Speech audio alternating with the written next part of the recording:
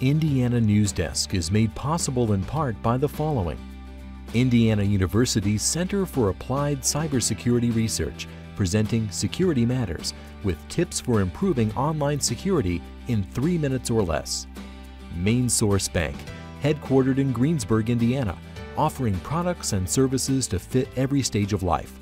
More information at mainsourcebank.com. Main Source, life needs a great bank. Member FDIC and equal housing lender. Smithville Communications, serving Southern Indiana with high-speed fiber gigabit internet. Smithville Fiber Gigabit Technology. Tap the power. And by WTIU members. Thank you. Coming up on Indiana Newsdesk. A pre-K program Governor Pence once touted as the blueprint for the state's preschool initiative is having funding trouble. A ballot measure aimed at filling in the gap failed this week, but supporters say they aren't giving up. The interactions are still positive. We are here for these kids, whether it was a yes vote or a no vote. They are what mattered the most. Ahead, what the community's decision means for the future of early education statewide. The average age of nuns in Indiana is rising into the mid-70s. That means more retirement and healthcare costs are putting a strain on congregations' budgets. But this is no different than what every family faces in the United States today. We feel that it's such a gift because we have such wisdom that is brought to us by these sisters. We'll explain the creative ways some congregations are trying to bring in additional income. These stories and a look at this week's top headlines. Do I feel a responsibility? More than you could possibly imagine. Right now on Indiana Newsdesk.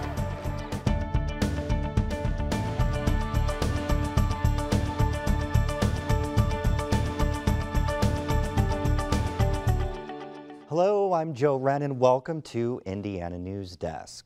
One of the biggest stories of the election wasn't a presidential or governor's race. It wasn't even technically a race at all. It was a referendum. Voters in Bartholomew County were tasked with deciding whether to voluntarily raise their property taxes to fund pre-K scholarships for low-income children. Their decision was no. This isn't the first time the district has asked residents to help the area's youngest students. A similar referendum also failed in 2012. The outcome of this vote could influence the larger discussion on how to fund pre-K statewide. As State Impact Indiana's Rachel Morello reports, other communities were looking to Bartholomew County's model to fund their own preschools. And Governor Pence and his advisors plan to use a similar public-private partnership model as they kick off the state's first pre-K pilot program. Look for another picture. The referendum would have provided enough funding to send 450 low-income students to this preschool program called Busy Bees Academy. C for Cooper, C for Car. We see growth daily. We see children have their aha moments on a daily basis. It just makes you feel great. You realize that what we are doing is having a positive impact on kids. And on election night, it was clear the stakes were high. After a few hours of hitting refresh on election results, Bartholomew School Superintendent John Quick thanked supporters for all their hard work and reminded them he wouldn't give up. Our goal was to go from good to great, and it didn't work out this time, but we'll have to just go back to the drawing board. 54% of voters said no to the referendum that could have raised up to $12.6 million over 7 years. That margin was almost exactly the same as when the measure failed in 2012.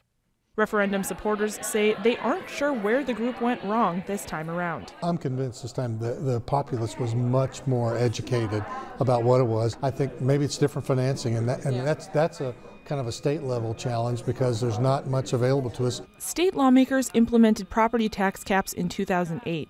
And because schools get a lot of their money from property taxes, they're increasingly turning to voter-approved tax levies to make up for shortfalls in district revenues. In the last 6 election cycles, Indiana has seen 104 school-related referenda placed on the ballot, and about half have passed. Purdue University economics professor Larry DeBoer has a theory about why Bartholomew County's initiative has not been successful.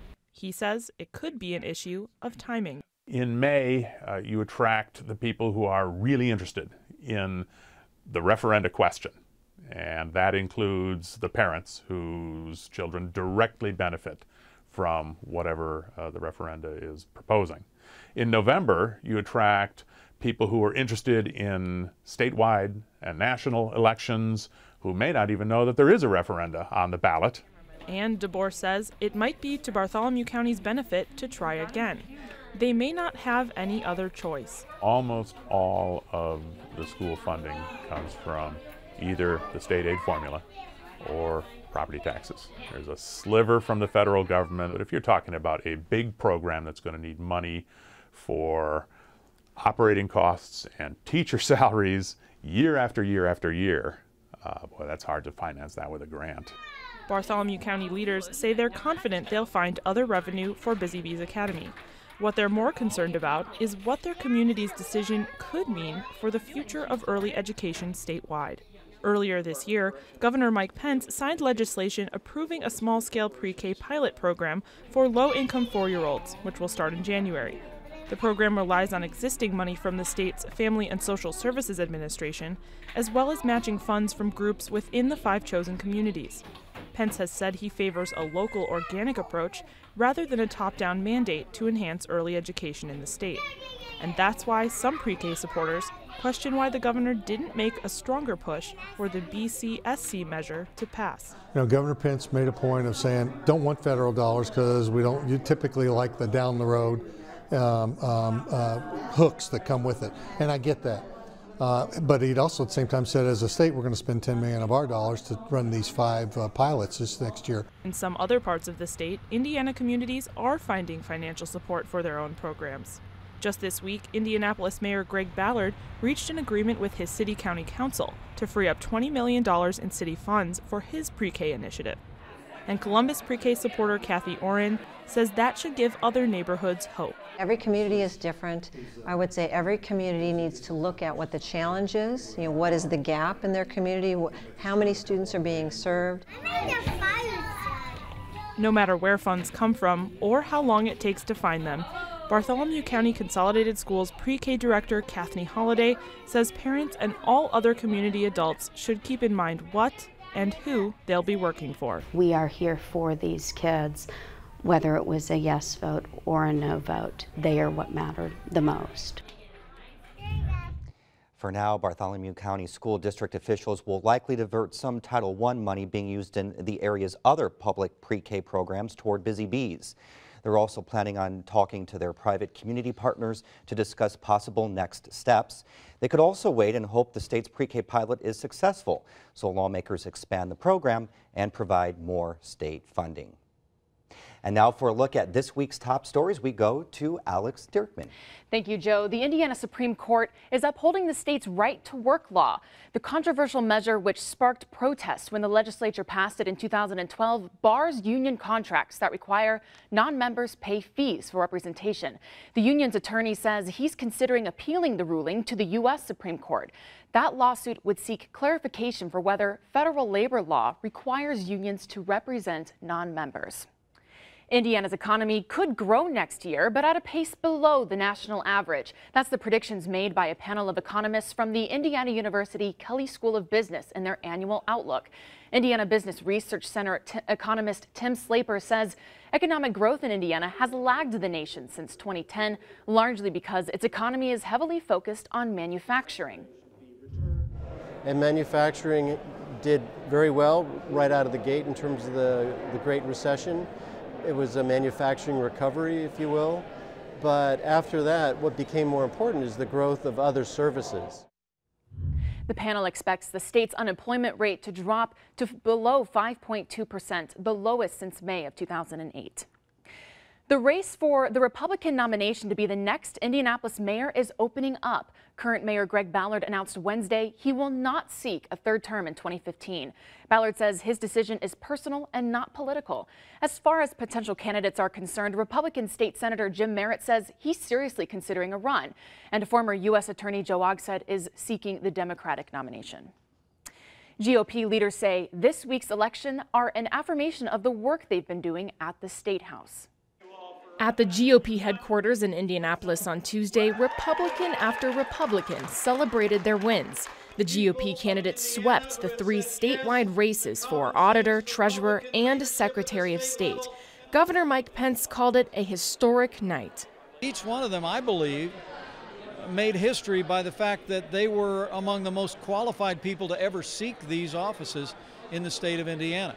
That's why I say we made history tonight, but we also made a difference by electing 3 women that are going to help keep our state on a pathway of fiscal responsibility and a growing economy. Republicans also made gains in state house races, strengthening the supermajorities they already had in the House and Senate.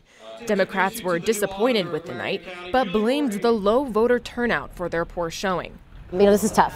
It's tough in Indiana. We had no governor, no senator. It's tough to motivate the voters when we don't have that kind of marquee race. So I don't feel demoralized. I feel good about what we were able to accomplish. Democrats say they hope to have strong Senate or gubernatorial candidates during the next major state election in 2016 who will help get more of the party's base out to vote. A report the U.S. Department of Health and Human Services released this week shows 94 pediatric dentists were paid too much for their services in 2012. The report does not indicate exactly how much the dentists were overpaid. It only says they were paid more than $30 million. In a statement, a Family and Social Services Administration spokeswoman says they're very concerned with the findings because integrity is a top priority for Indiana Medicaid. She adds that in 2011, the FSSA implemented a fraud and abuse detection system, and so far they recovered about $324,000. An IU basketball win was exactly what the team needed after a rough week. The Hoosiers defeated Northwood 94-70 in an exhibition game last night at Assembly Hall. But as Joe Wren reports, Coach Tom Crean and the team came under fire this past weekend when 3 players were issued 4-game suspensions. The controversy sparked up this past weekend when freshman player Emmett Holt struck sophomore Devin Davis by accident with the vehicle Saturday morning. Davis was hospitalized and listed in serious condition. Both were drinking. Then Monday during his radio show, Crean said sophomore players Stan Robinson and Troy Williams were being suspended 4 games. Sources told ESPN those were due to failed drug tests this summer. All this after last spring when players Hanner Mascara Pereira, Stan Robinson, and Yogi Ferrell were in trouble for alcohol violations.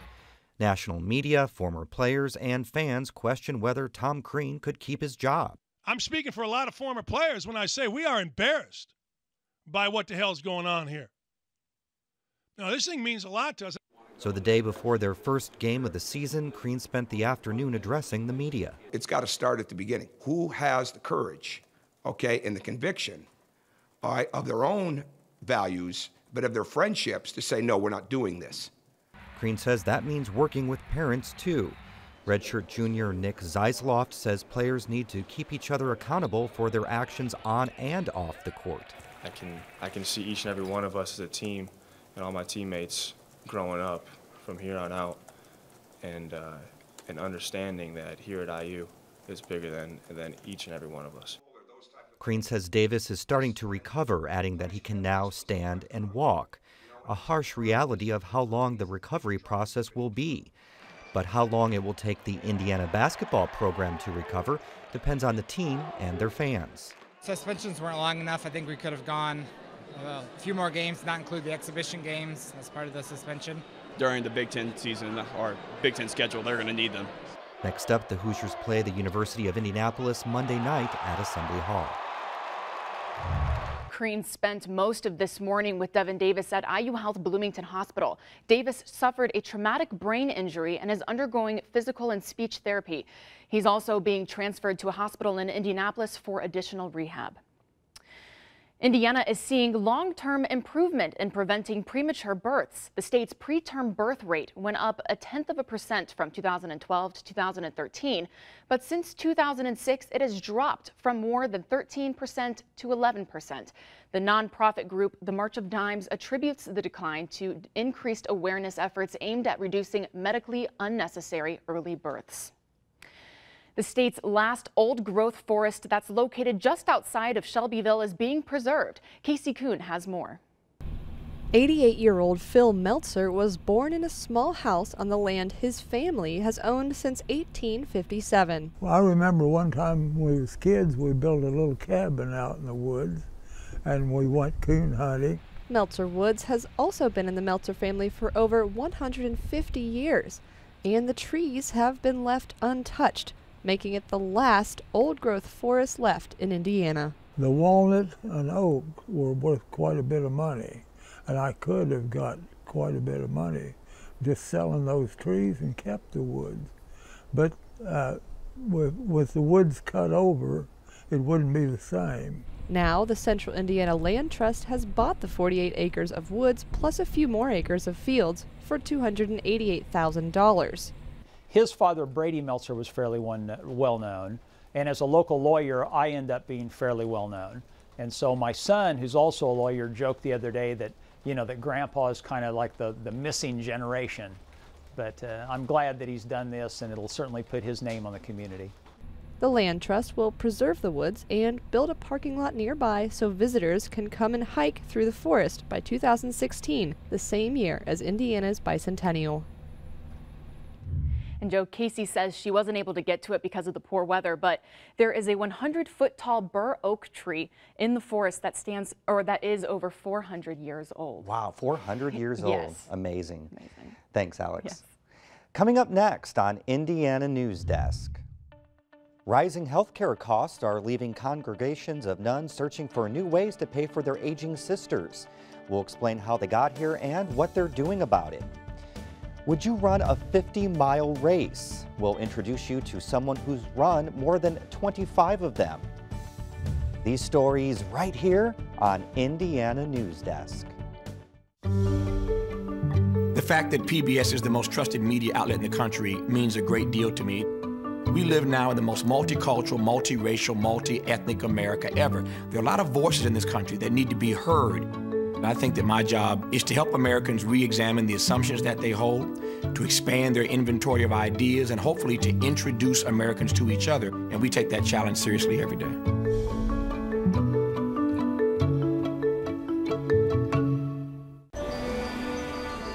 We are a nation of explorers. We seek new ways of living, of thinking, and of expressing ourselves. We take risks, we learn from experience, and we keep moving forward. That's why we encourage and celebrate the explorer in all of us.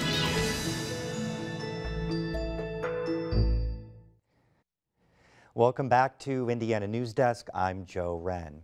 As the baby boomer generation ages, younger Americans are having to provide for their elders. We've heard of the increasing demand for nursing facilities and of children being forced to quit their jobs to care for their aging parents. That trend can also be seen within religious institutions such as monasteries and convents. But there it's more pronounced. As Gretchen Frazee reports, that's putting a strain on congregations' budgets and prompting some nuns to seek creative ways to provide for their aging sisters. At the Monastery Immaculate Conception in the small southern Indiana town of Ferdinand, a bell calls the Sisters of St. Benedict to noon prayer. This church, with its nearly 90-foot-tall vaulted ceiling, is 110 years old, and a quick survey of the sisters gathered in it shows most of them are only a few decades younger. The average age is 72. Sister Jean Marie Ballard has been a member here for 38 years. She says the average age of the sisters has increased over the past few years, and that means there are more medical bills that need to be paid and more time dedicated to caring for the older sisters. They have dedicated their life to servicing mostly education, but somewhere in healthcare, pastoral care. So they're members of our community. Of course, we want to take care of them, just like you would want to take care of your grandmother. They have needs, and we're a family. Congregations like the Sisters of St. Benedict are falling on hard financial times for three main reasons. First, fewer nuns are entering religious life, and that means fewer young people to support the elderly. In 1994, there were about 1.5 wage earners for every one retired person in religious institutions nationwide. This year, there is fewer than one wage earner for every 2 retired people. Second, modern medicine is helping nuns live longer, but medical costs are already high, and they're rising. Finally, many religious orders used to earn income from private academies, which have become obsolete. In the early 1800s, there wasn't, especially in Indiana, there wasn't publicly funded education. The sisters came over here, first of all, they went, to teach these poor, immigrant children, and most of whose parents could not afford to pay very much. And so what many of them did was that they had a academy for wealthy students that paid tuition, and most of these students were Protestant. And then they used the money that they made from these academies both to support themselves and to teach the poorest children, which was, really their ministry. The Sisters of St. Benedict, for example, used to run an academy for high school girls that helped bring in extra money, but they finally had to shut it down in 2000. Not too many young women want to come to Ferdinand, Indiana and attend high school. So financially we needed to close it. All this means congregations need more money, and fast. By 2030, the National Religious Retirement Office estimates congregations will have a $10 billion shortfall in their retirement plans. So sisters in Indiana are finding new sources of income. A couple of gentlemen approached us about using one of our buildings. When our academy was open, it was an art studio. But these two gentlemen want to brew beer, a microbrewery. So why not? It's using our buildings. It will draw people to the monastery. Lots of people come to the monastery and enjoy the peacefulness of the setting, and why not share that with them? The Sisters of St. Benedict are also applying to lease out another one of their vacant buildings to Section 8 housing. But other sisters are still searching for answers.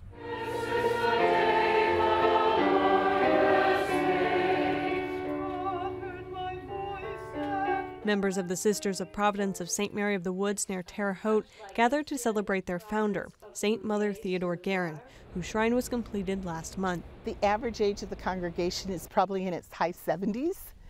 But you'd never know it because people say we don't act our age. The Sisters of Providence are strong supporters of eco-justice. They maintain gardens and orchards and raise alpacas in their effort towards sustainable living.